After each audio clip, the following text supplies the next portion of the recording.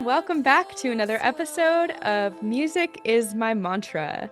Today I have a very special guest all the way from Tucson, Arizona, Brian Goodall. Welcome to the show. Oh, it's so good to be here. Thank you, Courtney. Thanks for coming on. Brian is a professional songwriter, music producer, and executive director of the faith-based nonprofit City Psalms. He's a skilled collaborator who has been heavily involved in project development for 2 decades. His heart is to work with others on creative projects that positively impact the community. He loves coming alongside musicians and artists to support their goals as they pursue meaningful work. As a songwriter, Brian's catalog spans from indie rock to full orchestra. Since 2012, most of his released work has been through co-writing partnerships, producing albums in musical categories such as alternative, indie rock, CCM, gospel, and hip hop. So officially, welcome Brian to the show. Yeah, thank you. Yeah. So Brian and I met through a connection of my personal family, my mom, and Yeah. yeah, I just, we were talking about this podcast and she immediately thought of you. And once I heard Your mom what, is a sweetheart, by the way. thank you, I think so too. Yeah, she's Pretty she's pretty lucky, amazing. pretty Yeah. lucky to have her. Yeah. She listens to all these episodes, so I'm sure she'll be grateful for Oh the shout no. out. Okay, so yeah. Any good Either stories? like No. mess around with her a little bit or say some really great things, whatever. But Yeah. Yeah. Yeah, she's my number one fan. It's, nice. it's pretty great. I mean, growing up with her as my mom, I think I sort of resented the church so much because we were really involved going to church every Sunday and um She dragged you. yeah, I was like an angsty teenager. Yeah. And the thing that kept me going was that we had youth group band and I wanted to sing, So fast forward, 25 years later, and here we are. I'm excited to have this conversation because what I do day to day outside of the podcast is work on building community and bringing people together. And Yeah. you get to do this every day through music. And so I think that even though the immediate community that you're serving is Tucson, I think a lot of people can learn from what you're doing, how you're bringing people together through music and through prayer. And this organization that you built kind of started unplanned. Like it wasn't really Yeah. something that you initially set out to do, but it really just, caught some air and grew naturally. Yeah. So Yeah. We started originally, it was just a way, we're trying to find a way to help Christians in particular to pray for our community, to mhm, be engaged in prayer. And so we were trying to figure out what are the ways that we can do that. And songwriting's been in my, like, it's just been a hobby and a passion of mine since I was a kid. mm, And so I've used that as a tool in just about everything I've done in my life.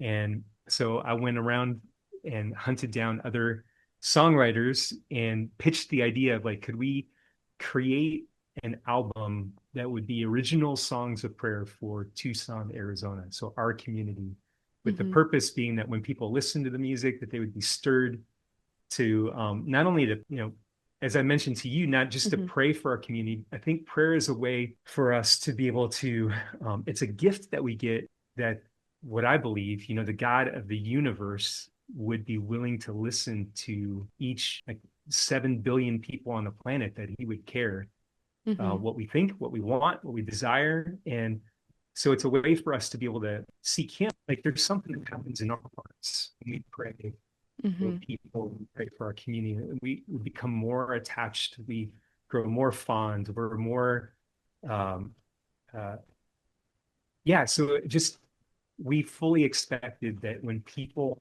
are seeking God for our community, not only does He respond, but also we are more emboldened to love and to serve our community. I think that these are that natural outspring of that. So we put together that album, and then called that City Psalms. City Psalms 1. One. So Yes. we were thinking it was a good place to start. One, right? Yes, So, yes. and it's a double meaning too, so it's the first album, but it's also a picture of being in unity. So, Yeah, I love that. but yeah, so we released that album and we felt really good about it and it was well received and it was useful and people used it and it was incorporated and so we decided to do another album and then we combined some other arts in in that and um grew from there for sure. Yeah, so we just finished our eighth recording project and each project is a different group of songwriters, musicians, and different uh people from all across the community. Which I love because you do have so many different types of genres on that record. Yeah. And Yeah. well, so is the eighth recording project, is that City Psalms 8 now? No, no, no, Okay. it's not. Actually, that's a really great question. Yeah, we were trying to go for 151 so we could actually beat the the Psalms of the Bible. I'm joking about that. No, but no, we this one's called Hymns. Okay. We have eight recording projects, but we have some that kind of fit in with a genre of that are specifically songs of prayer for our community. And Hmm. those would be the one, two, three, four, and then we have five. And then we have others that are kind of spin-offs. So Okay. this last one is called Hymns. Hmm. And so our goal was just, we thought it'd be a lot of fun to be able to create modern hymns. Mm. And so that was the gist of it. And being more praise focused rather than petition. The reason why that's important is because it's really easy for us to get our eyes stuck on our own feet, or Yeah. like in rehearsing our problems, Mm. or thinking too much about what the problems are or asking too much. And there's something about praise that takes your eyes off yourself and it Yeah. helps you to be able to focus on um, someone who's much bigger and way more in control. Hmm. And I mean, it's really, really powerful in that way. Yeah. Yeah. Do you guys have like a scheduled release date or just, is it out Yeah, yet? it's January. When's It that? came out in January. Oh, it came out in January. Yeah. Okay, cool. So we I nailed it. Awesome. Awesome. I just listened to some of the City Psalms project and I really love the In Tucson as It Is in Heaven. I think that was my favorite Oh one. yeah. I honestly kind of got stuck there because I just started listening to it on repeat. Just, I love the indie vibes. It kind of reminded me of Augustana, that band from like the early 200s. Hmm. Just the Yeah. folky kind of, and the imagery is nice. Like, I think, yeah, it's a great song.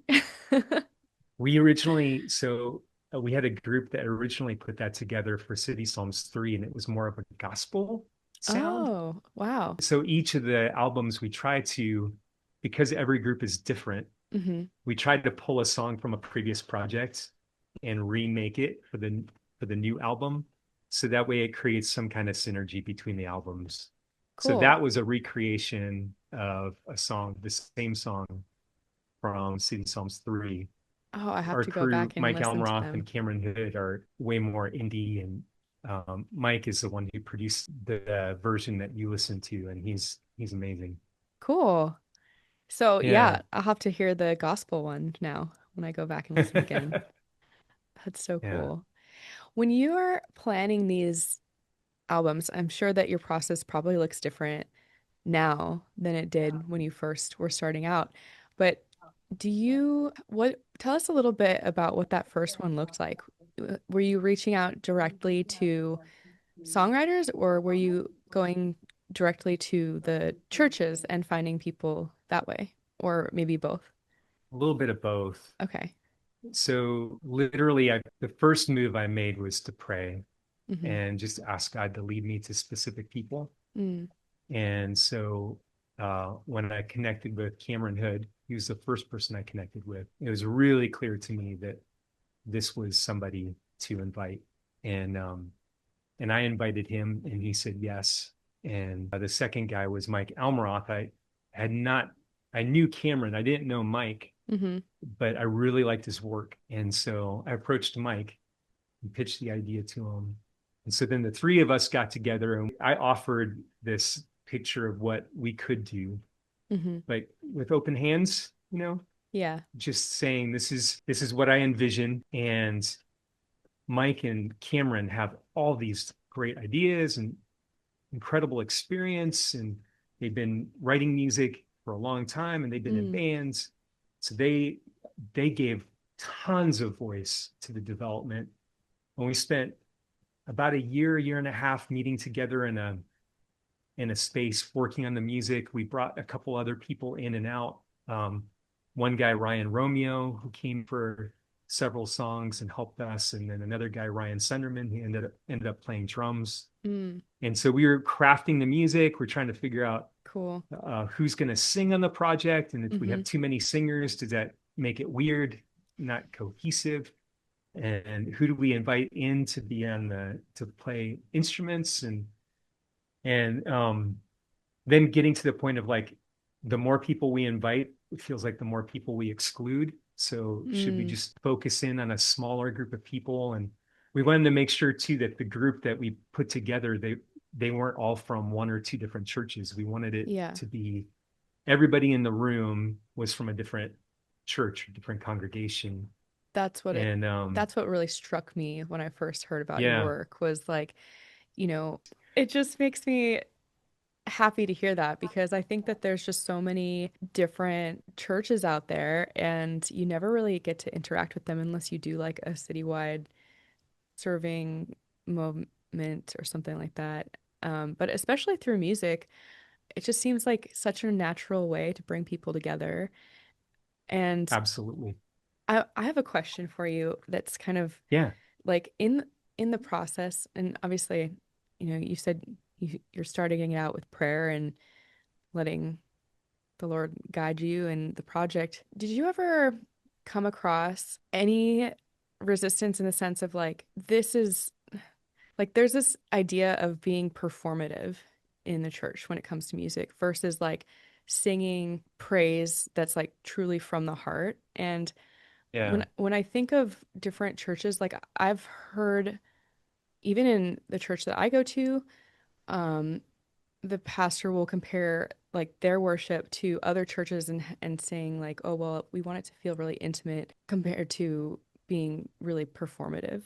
And Yeah. that's always like kind of bothered me in a way because I get where like performative could be very much like putting on a show and it's all for show, right?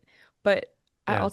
I don't see how like if you're singing gospel, like I think that the nature of that is could be perceived as more performative or like more of the louder kind of rock band stuff. Maybe that's what they were comparing it to be more like I guess my question is like how did you come across that when you were reaching out to different churches and how did you Ah, navigate that?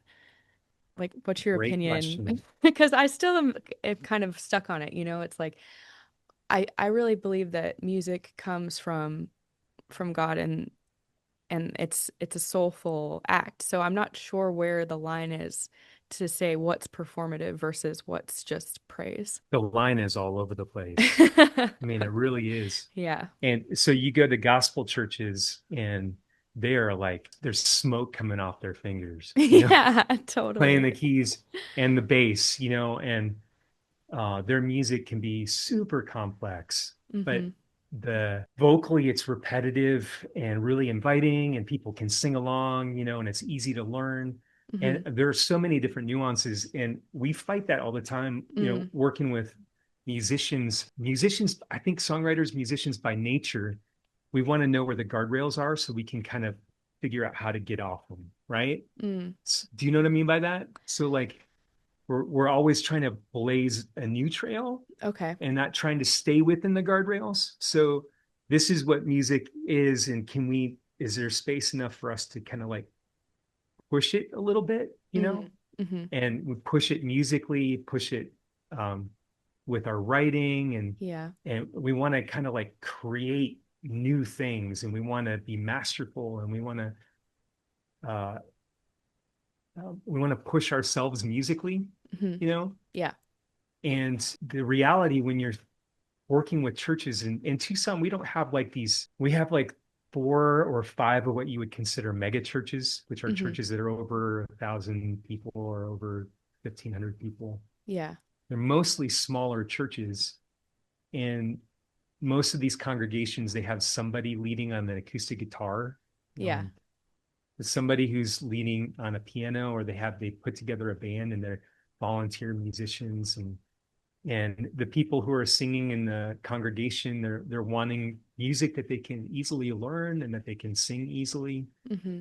And so there's a real, like, we go in the studio and we want to create something musically new and excellent, but we also like realize that we've got to throw people with a bone, you know, Yeah, so that they can still and be participating in some way, make it feeling. accessible. Yeah. And there's so many different congregations that have different ways that they do music, Mm. different styles. And so I think so with each of our groups, we're just like, how can we be true to ourselves and Mm. our style, but then make it accessible? And I don't know that we nailed that down, but we tried. The first album, Yeah. we actually created acoustic tracks Hmm. of 6 of the songs that we felt like were most congregational. Okay, And the that's whole cool. point with that was can we just reduce it down to just campfire music? Hmm. And maybe that would be helpful for people. They can take that and they're not intimidated by the other things and they can kind of build from that. Yeah. But there's just no perfect science, you know? Yeah. Yeah. I Well, mean, that Nashville has a perfect science, but I that's mean, true. that's Nashville, right? That's So true. Oh man. Nashville is like still so intimidating to me. yeah, they know how to just churn them out left and right. Well, yeah, that's reassuring to hear you say, because I do think that it's just so subjective, you know. And but when you are creating these songs to keep your audience in mind is kind of what I'm hearing you say. And Yeah, the end user, as we say in tech, right? yeah, But I went to a church when I was in New York City and they had an incredible music program and they were writing their own songs and recording them. And it was just really nice to be able to, be in the moment and worship with people and then like go throughout the day and be able to keep jamming on it, if I wanted to pull it up on Spotify afterwards. And I think yeah, that there's maybe not a lot of resources out there for smaller churches like that, it is a lot of people and know how to be able to record or at least to do it well. It could be a very technical thing, right? So it's pretty cool that you're through the work that you're doing, you're sort of being that connector and giving those congregations an opportunity to have that even, to have that music yeah, extension. yeah. And the other part of it too is just, I mean, these albums take a long time to put together from Yeah. start to finish. Everybody has busy schedules. So we'd get together maybe once every 2 weeks to write, Mm. and then you're going from work mode to writing mode and you have to onboard that a little bit.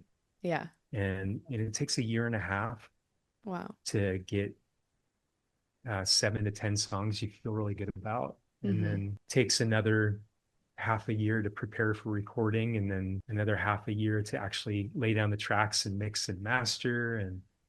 And I mean, it's a 2 to 3 year process. But in Mm. the midst of that, you're with a lot of times people you don't know. Like Mm-hmm. you're with these other musicians and worship leaders and stuff from different congregations. And I don't know, have you done any co-writing before? Yeah, yeah. Yeah, If you it's not for the faint of heart. it's really It's not. tough. It It's can be really so vulnerable. intimidating. Yeah. It is so intimidating. Yeah. Yeah. But you come and you present something. I know there are times I've felt like really good about sharing a song, and I'll Yeah. bring it and I'm like, oh, they're going to love this. And then I play it and then it ends and it's quiet. No response. And they're in their minds, they're just trying to think of like how they can break it, how they can say whatever they're thinking gently to me or whatever. And it's just like, and it's so humbling, you think that, and then there are times you're like, oh, this is not very good, but I just have to put myself out there. Right. And you put this thing out there, and then they're like, oh, that's so great, but Yeah. you just never know. It's really vulnerable, and Yes. working on it together, you're talking about your community, you're talking about really important things, and you're Mm. trying to work on the lyrics and the music. And so there's just this bonding. These 5 to 7 people end up having great relationships out of it where maybe they didn't have them before. Yeah. It's been really great for bringing church communities together. So That's really cool. Yeah, I mean, I can imagine just, the sessions that I've had co-writing with other people have usually been awkward. You know what I mean? It's like sometimes it's we get into a rhythm and it's fun, but I think it would be cool to be co-writing with somebody that or a group of people that you have a greater mission, I think so often when yeah, I'm writing my songs, it is very much like I mean, I don't necessarily want to say selfish, but it's very much about my experience, my feelings, my self, you know. Um, yeah. You're and giving you like a piece of your soul. You're just yeah. like offering that. And then people can kind of look at it and say, ah, I didn't like this, like that. And, um, so unnerving. Yeah, yeah. Wow. Well, so that's kind of how your foundation started, but since then you guys have done so many different things, right? Like you're working Yeah, within the schools, you have a massive community choir that you've built. Tell yeah, us a little bit more about the other parts of the programs that have come out of this initiative, Praying for Tucson. yeah. So we started realizing, I should say, I started realizing this process as we were putting the albums together. Hmm. At one point, we had this dream of being able to do a documentary Cool. of some aspects of our spiritual history as a community, Hmm. because I felt like you need to know, like, there's a story that's developing, and we're we're in the middle of this chapter, and we have hopes and dreams for what the next chapters look like. Mm. But they're part of a narrative, so you fall into the story, and it would be great to know, what's happened earlier, how the story has developed. And so it was a real Mm. desire of mine to do this documentary of some of the key figures in our community's spiritual history. There are these amazing people who have come before us and done amazing things. And it was a passion of mine to try to capture that. Mm. And we offer that to show, here are the chapters that have happened previously that we get to join in on. Mm. And so there's this really great director in our community, Evan Davis, who I connected with. And he asked the question, okay, if we're going to do a film, you know, what's the connective tissue that Mm. connects all these stories? Yeah. And so he came up with this idea of, could we work with local artists, Hmm. visual artists, to be able to create representations like inspired by these people, and then Mm. we build that into the movie. So we follow along these artists, and they tell the story through their art. And That's we cool. did an art gallery. And anyway, long story short, it was all built around the release of City Psalms 2. Okay. And it just became really obvious that there are so many artists and musicians in our community who really care about Tucson Yeah. and who want to use their talents and their gifts and their passion and their experience to make a difference in the community. And so it's like, man, this is so much wider than just doing songs of prayer for our community. This is Mm. like, how can we resource Christian musicians and artists to use their gifts to bless Tucson? Mm. And so that's what the City Psalms developed from that, just being, hey, how can we bless our city? We've got this great resource. We have 600 churches in our community Wow. and so many different artists and musicians. Yes. Uh, some of them who are hiding, and they're just amazing. I mean, they're so great. And but That's they don't know awesome. they're like looking for ways to to do something more, Yeah. but there just haven't been a lot of ways to do that specifically for our community. Yeah. Yeah. So we started doing after school music programs, and we've started building networks to get these like-minded people together. We've got a songwriter network, we have a filmmaker network, we have a canvas artist network, and just a place where we can dream together about what we can do. We I love host that idea. workshops and retreats, and yeah, we have a community art collection, which was a book that was basically like a love letter to our city, that were all the different aspects of Tucson that we love the most, and we Mm. had people create art for it. And we have our community choir, which does an annual Christmas concert or a holiday concert for our community as a free gift to our community. And That so sounds we're just constantly looking for more and more ways to be able to bless our community. that's really cool. How does the groups work? How do they work? I saw that they're all in person, which is super cool. Yeah. And You talking about the networks? yeah, yeah, the networks. Yeah. So they're by invitation only. Okay, So it's, you have to know somebody who's in the network, and you have to be invited. And so they're kind of secret in that way, which is kind of fun. But no, we get together quarterly, which okay. is, it seems like monthly is just too quick, man. Every single Yeah, time comes months by and fly people are by. busy. Yeah. So yeah, we meet quarterly, and we City Psalms provides lunch, and we get people together. The Songwriter Network in particular has been the Mhm. one that's been together for the longest, and we have about 30 people who show up. We have about 50 or so on our roster. Cool. And Are you guys um, writing songs when you get together, or is it yeah, more, well, kind of yeah, what the goal for connecting? getting together is just to connect. Cool. And so, um, how do you build relationships? And I believe that the people who are in the room, they're going to have projects together. Absolutely. The person you're sitting across the table from is going to be a part of a future project. And so there's that network aspect is so important. But we also do feedback. We'll have a couple people sign up for each of the gatherings, and they'll share a song, and they'll say, like, we tell them, hey, you have to be super specific, because otherwise it's going to get sideways really quick. Tell us, don't tell us anything about the song ahead of time. Just play Mhm. it, but tell us the specific feedback that you want. Yeah, Like, that's smart. I feel like the verses are working really well, but the chorus doesn't feel like it's landing, Hmm. or I'm really struggling with this bridge, or the lyrics in verse two don't feel like connecting. And so, like, specific feedback, and then they play it once, and then they play it a second time, and then everybody gives feedback. And so we do those kind of things for that group, and that's been really helpful. We're doing Awesome. a showcase in August where we just get to share songs without, Oh, there's no that'll be feedback. It's fun. just like, hey, get about 10 people to share songs. Yeah.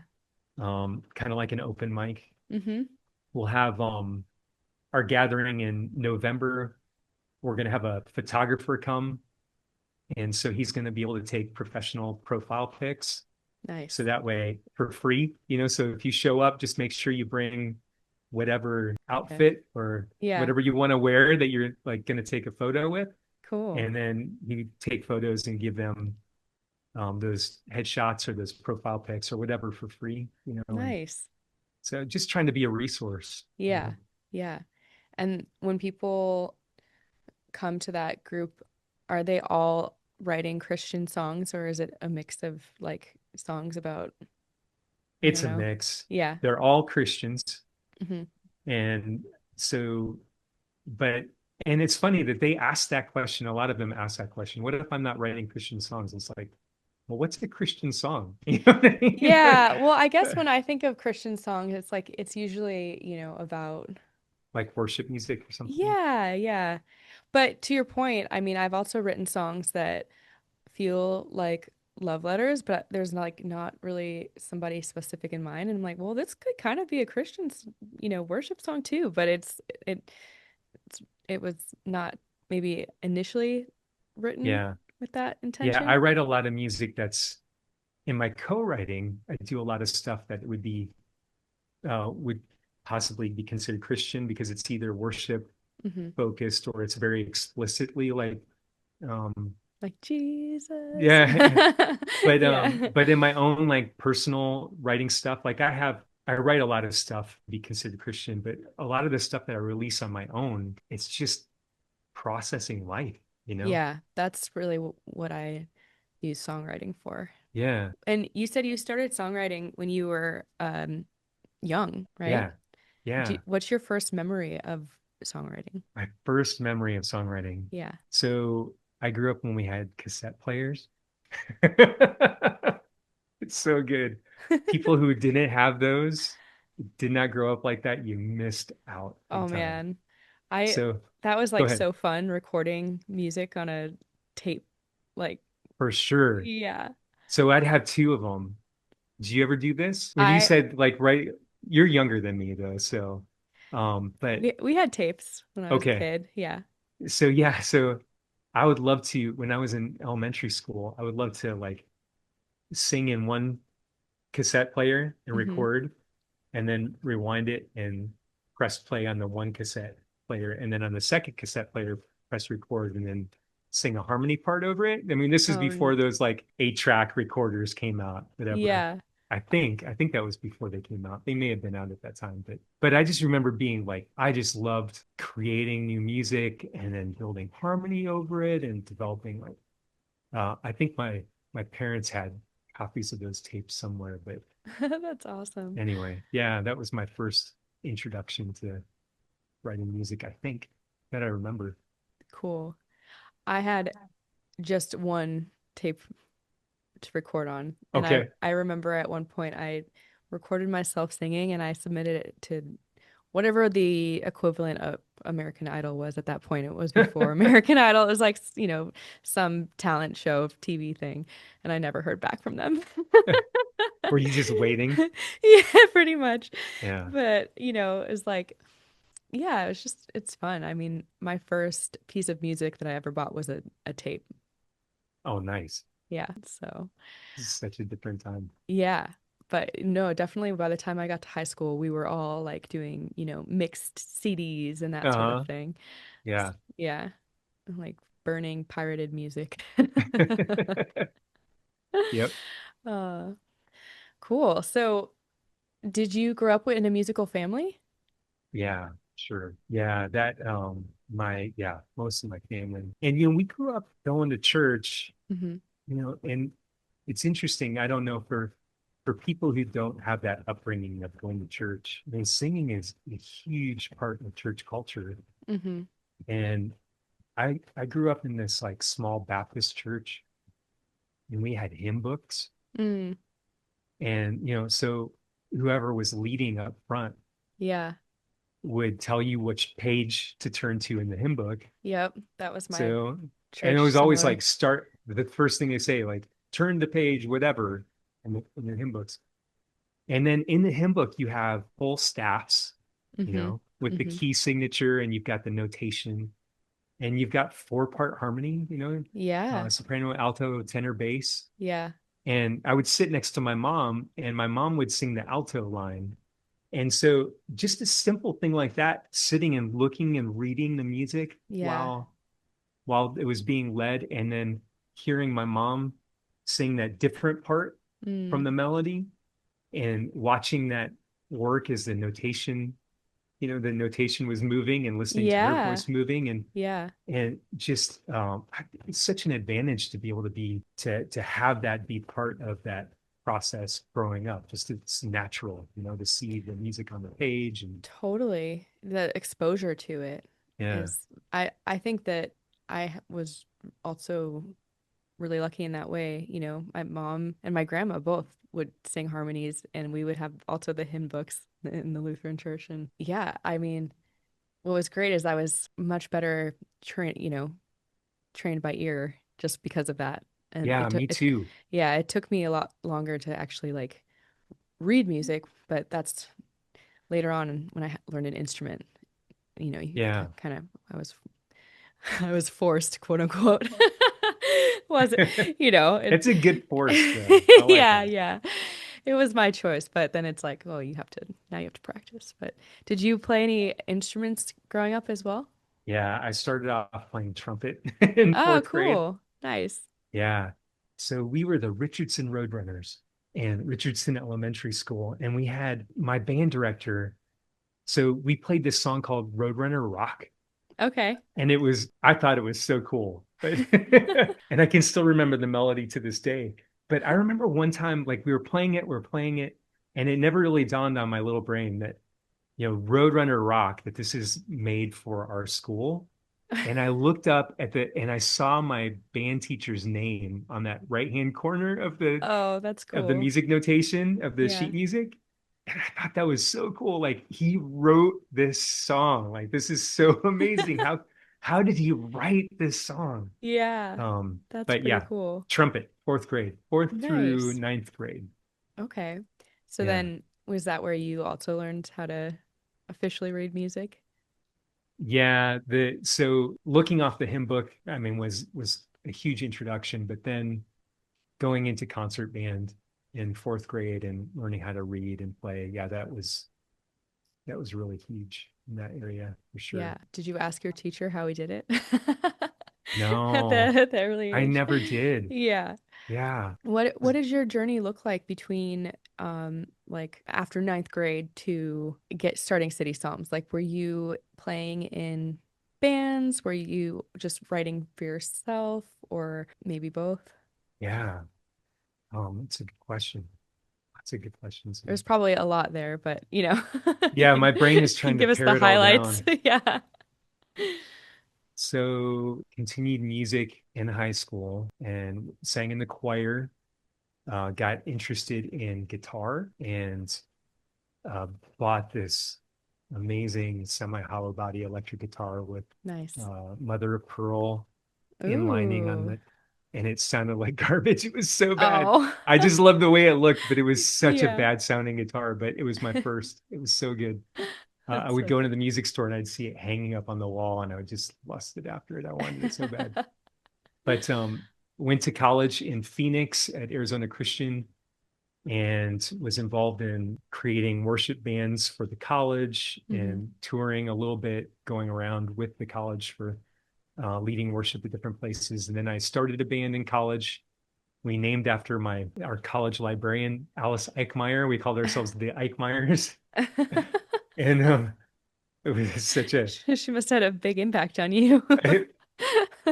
so so anyway, we played around for a couple of years with that band and released a couple CDs, and from there just was involved in church ministry. And the first church job that I had, it just I don't know how to explain it, but it ended up burning out pretty bad, Mm, and we had a not a great work culture, mm, and so I was done with it. I didn't yeah, want to be there anymore. just too many hours. Yeah, and the leadership was not godly, That, not great. But yeah. I look back and I see a lot of things that I was young too, you know. But I think I went through a disillusionment phase. Mm. So I resigned from that position and I went back to school What do you and wait? studied music theory and composition at the University of Louisville, Kentucky. Oh, wow. Okay. Yeah, and which had always been a dream of mine. Cool. And so learned to write orchestral music and um, choral music. And Awesome. from there was brought back to Tucson to serve at a church in Tucson, McKenna Christian. As Continued to use music with that, and then led as me as a to pastor or a youth yeah, well, as a worship? youth pastor. Okay, cool. And I don't know. I don't know how to put all the pieces together. I feel Yeah, like no, I'm, thank you. but That was like a really good rundown. That was a big question. yeah, I'm just curious because, I think that we have a lot of similarities when it comes to like wanting to help and support the community. And I love to hear people's journeys. And um I, I'd love to ask you a little bit more about the disillusionment period of time in your life. Like when you use that word, do you mean that maybe you had like high ideals that weren't really realistic or like what you don't have to go too deep into it, but I'm just Yeah. curious, like, This is the therapy part of our podcast. yeah. Yeah, I know it was hard. It doesn't feel so hard now. I mean, Hmm. obviously, because it's back, but there are so many different factors involved with it. Hmm. I think for one, leadership is hard. Yeah. It just really is hard, Hmm. and nobody's perfect, and everybody's trying to find their way. I think the older I get, the more I realize that nobody knows what they're doing. Do you know what I Yeah, mean? Like we're totally. all just trying to figure it out. Yeah. And I think that early on, I had this idea that people knew what they were doing, and Mm.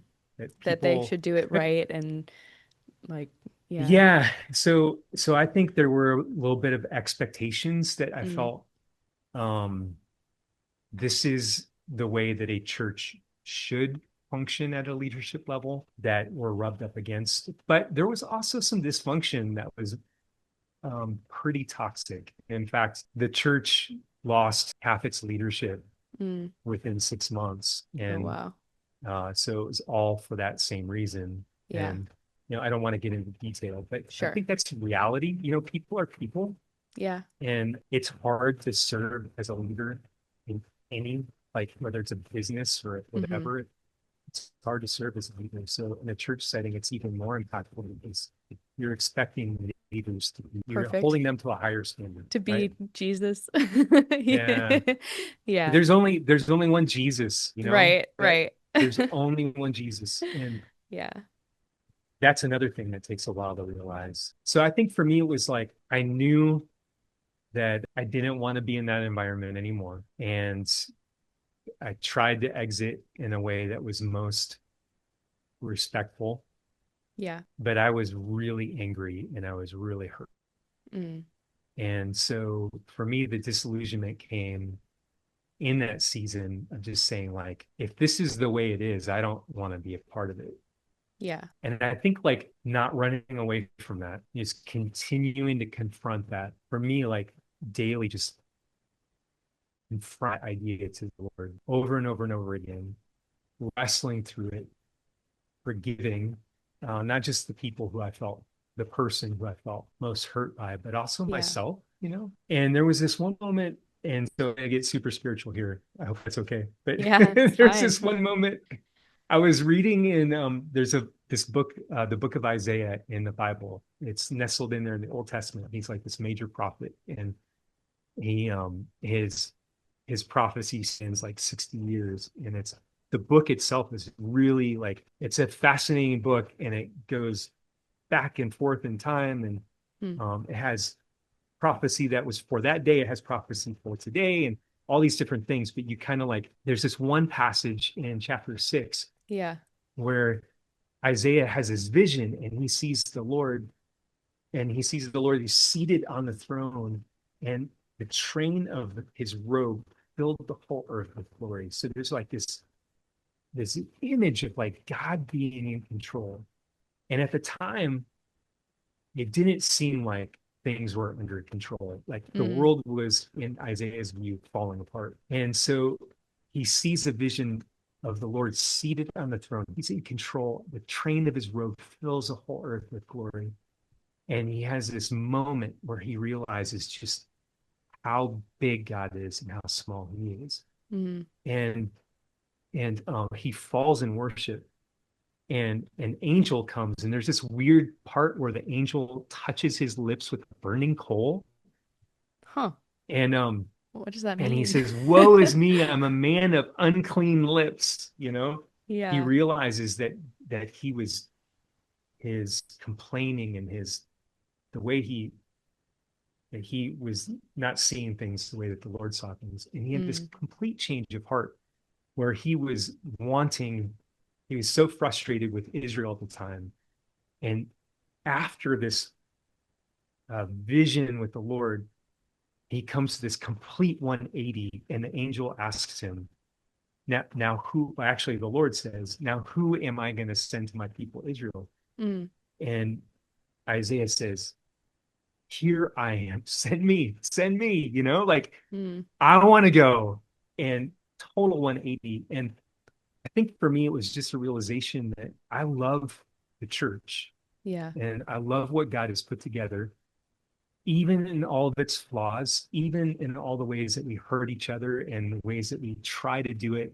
I think we're all trying to do it the best of our ability, but Yeah. sometimes it gets really wonky, Hmm. and Hmm. sometimes we make really bad mistakes. And I think for me, it was just I love the church and I want to serve God's church. And just the realization that I'm not perfect and leaders are not perfect, Yeah. but I feel called to loving the church that God has created and all the people who are part of the church. Mm. So that was the turning point for me in that disillusionment phase. Yeah. And I think really key to what I'm doing today, Hmm. in It that, sounds like it. I mean, it brought you yeah. back to music, you know?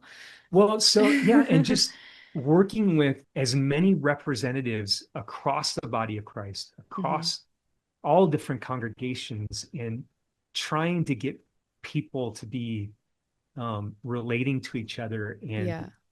on the same page in terms of like what God is calling us to do as a community for our city.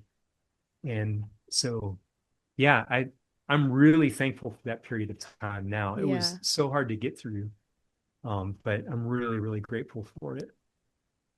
Thank you for sharing. Yeah, I hope that made sense. Yeah, yeah. No, it's some good visuals, and I think that like change of perspective is what I kind of took from it. It's like the to change your perspective can change your entire life, right? But it's like For sure. to Perspective is everything. yeah, to have that change or that shift is like that's what can be the miraculous part, really.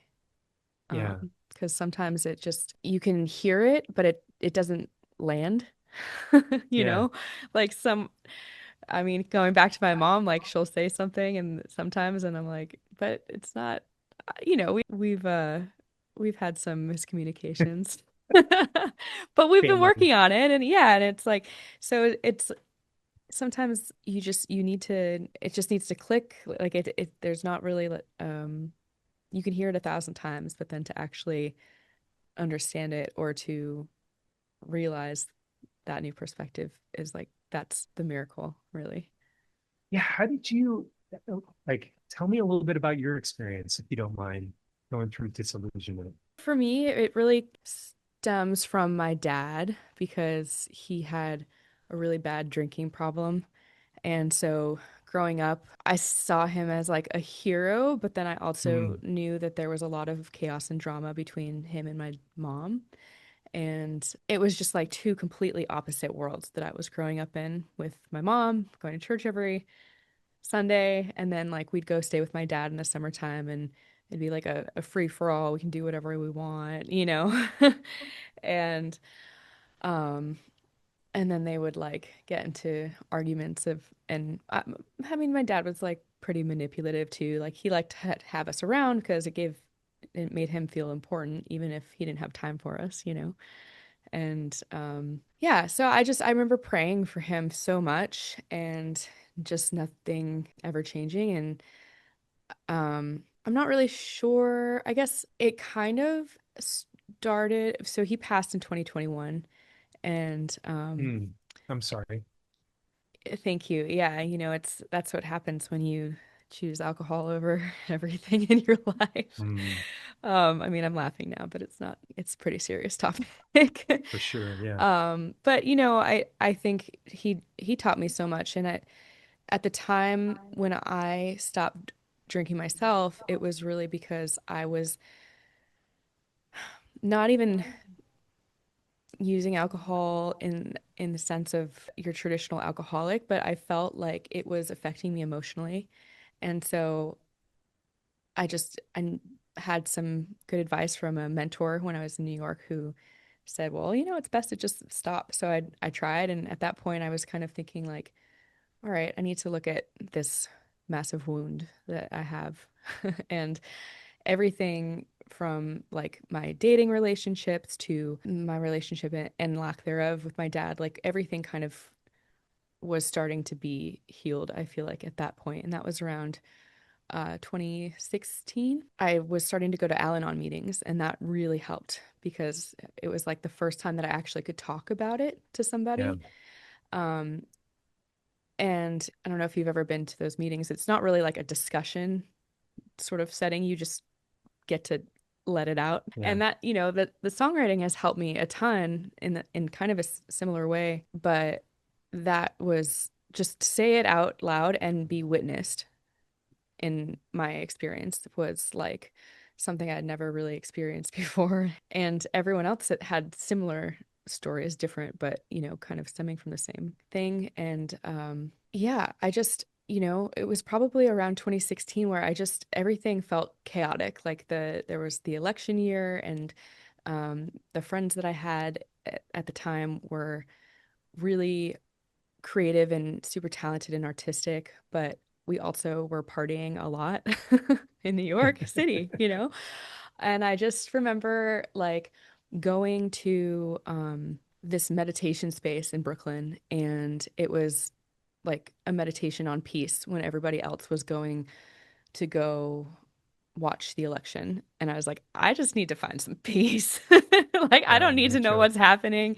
Like, I just want like people to come together, And that was, it almost felt like that was the place where things were actually being like ripped apart because Mm. everything since that point has been so polarizing, like Republicans, Democrats, all of the different issues, But that was the start of it. And then, like, a couple months later, I met this woman who was a practicing Buddhist, and it was through SGI Buddhism. Mm. So their sort of like prayer is through chanting this mantra. And I was involved with them for maybe a year or two, and but I was still sort of in this like church hurt space because I remember like they had basically they talked about money and offerings similar to how like a Christian church would be, and I just was like, nope. And they had Bible studies that were they don't if they weren't reading the Bible, but they had their own Buddhist texts and stuff. And so I went to a few of those meetings, and I think there's wisdom that I gained from it. But yeah, I was still kind of resistant to become involved in really, it was like I was craving that community and that piece of Jesus, and just not really, just still searching, like just, and yeah, it wasn't, I mean, a few things lined up, but one of the things was my mom came to visit me in New York, and she was like, wow, I found this church. I think you're gonna love it. And I was like, oh, I don't want to go, you know? But we went, and like just the very first day I made friends, and it was like, okay, wow, okay, these people seem pretty normal actually, like positive, encouraging. Like, yeah, so that was kind of like the start to it. It was that I really got to see that there was a whole world of creative artists. Like I was immediately introduced to the worship leader at that church, and it was just I was still figuring things out, but that really opened up the door for me. And then, when I moved back to California, it took me years to find a church. Like, I just didn't really feel settled into one until honestly just last year. Yeah, I just had a bunch of mutual friends and connections, and so when I went there, it felt like home. It felt like very grounding, and um, as far as like the Bible and studying and all of that, like I still have so many questions, but I'm also at this point where I'm like, well, I'm not going to figure it all out in a day. So, Yeah, that's true. I mean, you it's know, people have been, depending on what the book is, people have been trying to figure out. And some of the text is over 4,000 years old. And you had scholars during that whole time, and many of them disagree on different points. It's like, that's the thing I love is it's mm, so mysterious that you can't ever get to the end of it. And yeah, I embrace that. I love that.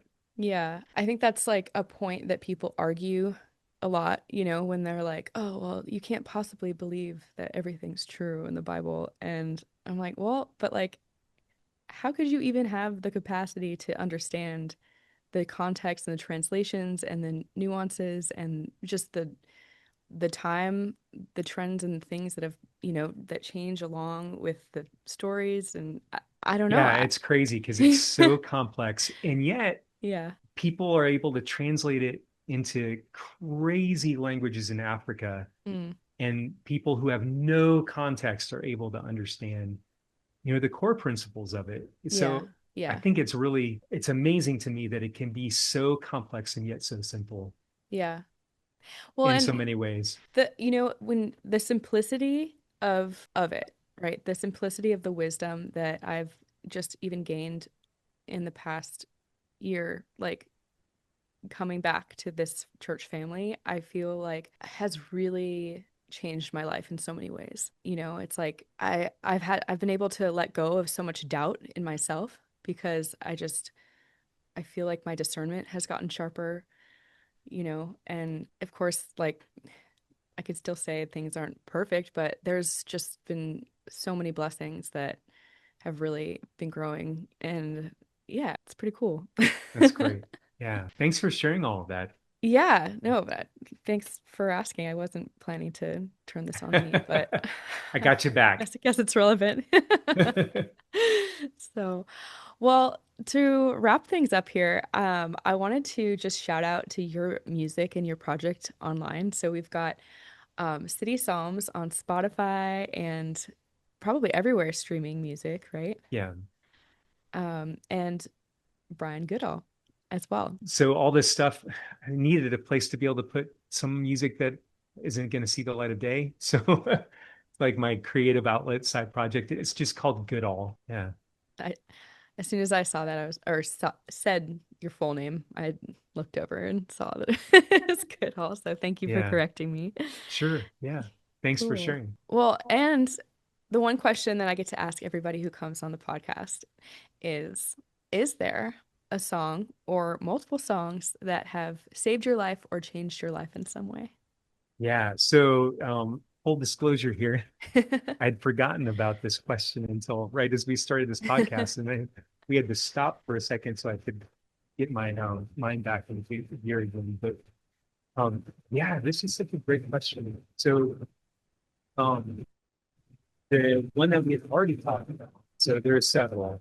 Yeah. So, but the one is like having hymns in my life, being engaged and being raised in the church. Wait, There are so many hymns. I can't necessarily point to one in particular. There's so many that have just the right moment. It's the song that's in my head and my heart. It sweeps over me, that draws me close. Um, the one when I was trying to think if I could just name one of them, I yeah. was thinking that you've heard of a band called Delirious. They came out of the UK back in Yeah. the 90s, I 90s? Yeah. think.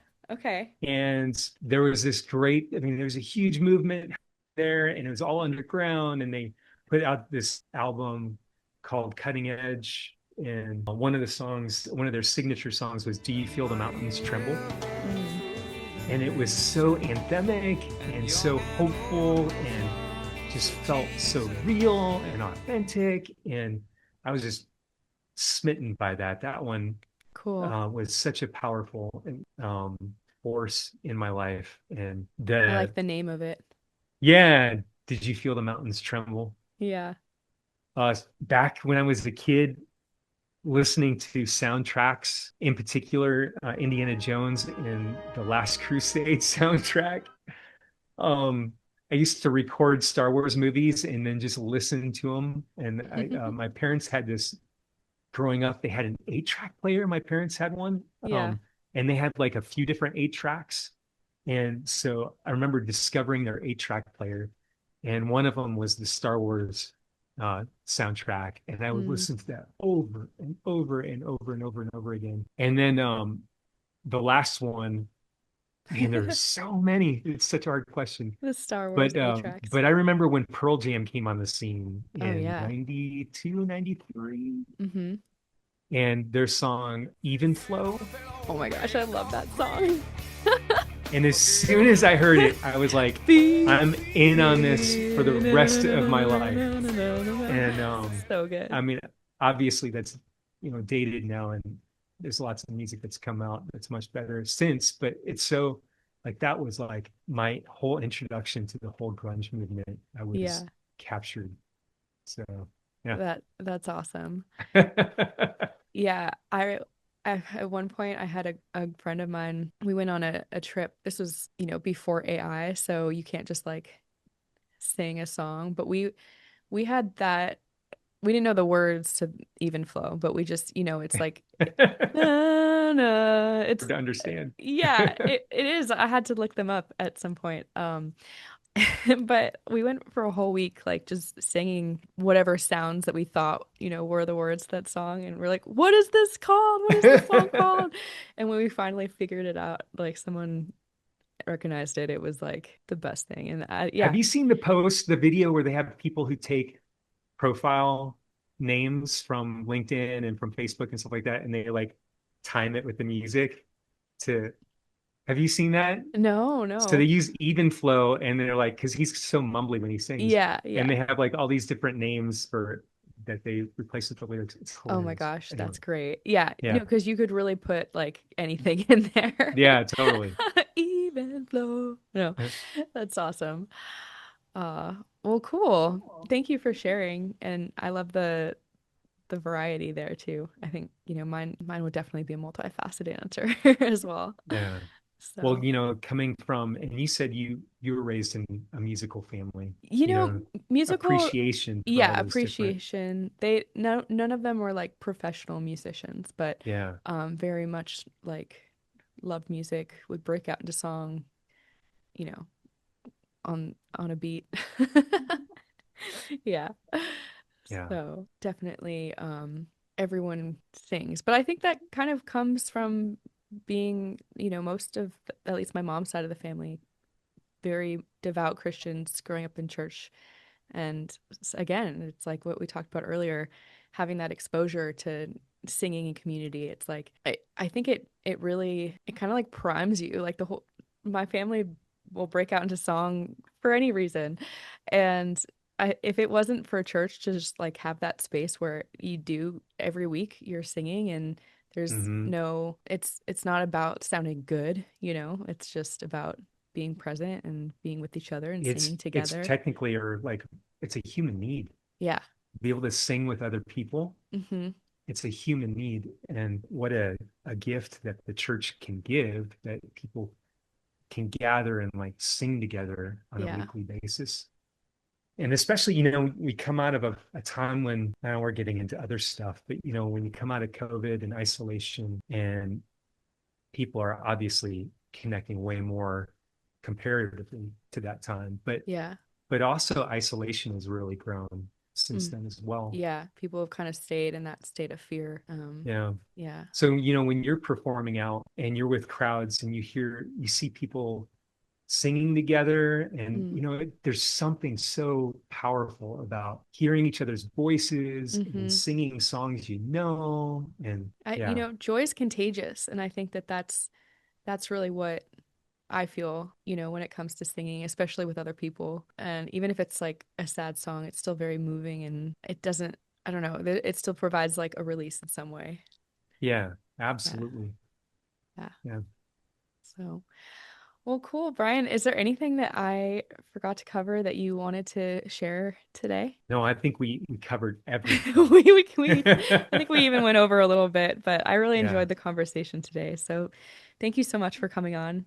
Yeah. Thanks for allowing me the privilege of being able to be on your podcast. That was great. It's a Yeah. pleasure. Yeah. So for all the listeners out there, I hope you enjoyed this episode. Be Even sure. Linda. Yeah, yeah. Hi, Mom. Let us know what you liked most. If you found any of this helpful, then um, shoot us a message. You can DM me on, we have a new Instagram account. It's musicis.mymantra. And be sure to like and follow us on YouTube and all places where you're listening. Thank you again, and we'll see you next week. Until then, stay healthy, wealthy, and wise. Bye.